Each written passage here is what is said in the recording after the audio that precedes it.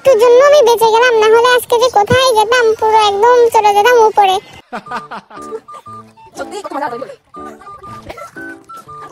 Hey guys, welcome back to my channel. কেমন আছো সবাই? আশা করি সবাই অনেক ভালো আছো, আর আমিও অনেক অনেক অনেক ভালো আছি। ড্রিম লাইফ বাই অন্তরা পেজে তোমাদের অনেক অনেক অনেক ভালোবাসা। তো আমি তো রয়েছি মামার বাড়িতে, আজকে যাব হচ্ছে ঘাটে স্নান করতে। ওই যে পেছনে দেখতে পাচ্ছ, ওটা হচ্ছে আমার একটা দিদিমা, আর সাথে রয়েছে আরও দুটো বোন। আর একা একা স্নান করার সাহস তো আমার কখনো ছিলই না, আর কখনো হবেই না। তো আজকে তো আমি স্নান করতে যাই একদম ডুবে মরেই যাচ্ছিলাম, আর একটুর জন্য বেজে গেলাম আজকে। Oh my god!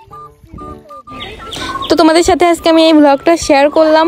আর এটাই দেখতে পাচ্ছ আমাদের ঘাট, মানে নদী যাই বলো। তো সামনে ছিল আর একটা মামি। আমার তো একা একা ভয় করছিল, তাই মামিকে বললাম তুমি আগে নামো, তারপর আমি নামবো। তারপর নেমে বললাম, আমার একটু ঠান্ডা ঠান্ডাও লাগছিল। তারপর আর কি বোনকেও ডাক দিলাম, একা একা ভয় করছিল। বোনদের ডাকছি, ওরা একটুও আসছে না, কারণ এতটা ঠান্ডা ছিল জল। আর গরম তো পড়েই গেছে, কিন্তু অতটাও গরম পড়েনি, একটু ঠান্ডা ঠান্ডাও আছে। তারপর বোনরাও চলে আসলো, সবাই মিলে অনেক মজা করেছিলাম। মনে হচ্ছিলো যেন ছোটোবেলায় ফিরে গেছি, এমন একটা মানে ফিল হচ্ছিল আমার।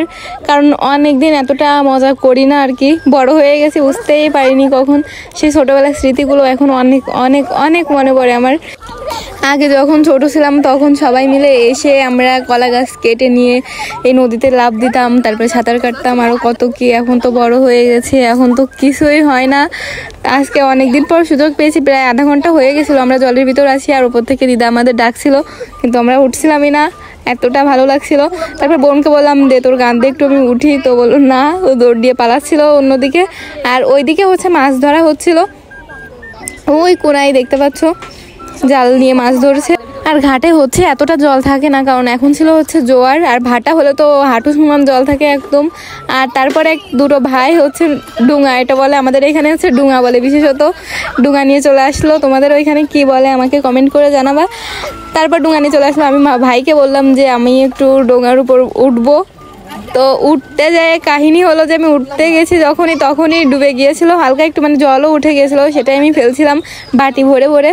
তারপর ভাই বললো যে দিদি এখান থেকে উঠতে পারবা না তো, ডুঙায় তুমি অনেক ভারী, সামনে মানে ডাঙায় চলো আর কি, ওখান থেকে উঠে নিও।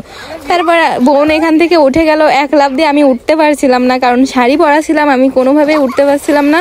আর ওরা মজা নিচ্ছে। তারপর আমি বললাম আমি তাড়াতাড়ি উঠবো, চল চল চল। তারপর ওদের ঠেলে ঠেলে আমি ডাঙার দিকে নিয়ে যেতে লাগলাম। তারপর কি ডোঙা হচ্ছে ডাঙার দিকে নিতে যায়, আরও জল ভরে গেল, কি একটা জ্বালা। তারপর কি ডাঙার দিকে নিয়ে গেলাম, তাও দেখো নিয়ে গেছি, জলও ফেলে দিয়েছি। তারপর আমি ডাঙা থেকে উঠে বললাম, আমার এতটা ভালো লাগছিল বলে বোঝানোর মতো না। তারপর বোন আর আমি উঠে বললাম, আর 2-3 জনের বেশি তো ওঠাও যাবে না, আবার না হলে ডুবে যাবে। তারপর চলে গেলাম মাঝখানে প্রায় নদীর। আমার এতটা ভয় করছিল, সত্যি অনেক ভয় করছিল, মনে হচ্ছিল আবার যদি ডুবে যায় সেরকম একটা ভয় লাগছিল। আর চিৎকারও করছিলাম জোরে জোরে। আমার বোন তো ডোঙায় ওঠার জন্য কান্নাকাটি শুরু করে দিল। তারপর ওকে বললাম যে তোকে ওঠাবানি, সমস্যা নেই, আমি একটু ঘুরে আসি। তারপরে আর গাইজ এই মধ্যিখানে যে আমার এতটা ভয় লাগছিল, আমি একটা লাফও দিয়ে দিয়েছিলাম। তারপর আর কি স্নান করে অনেক মজা করে উঠে চলে আসলাম। আর এত ডুবাইছি যে হাত মুখ কালো হয়ে গেছে একদম।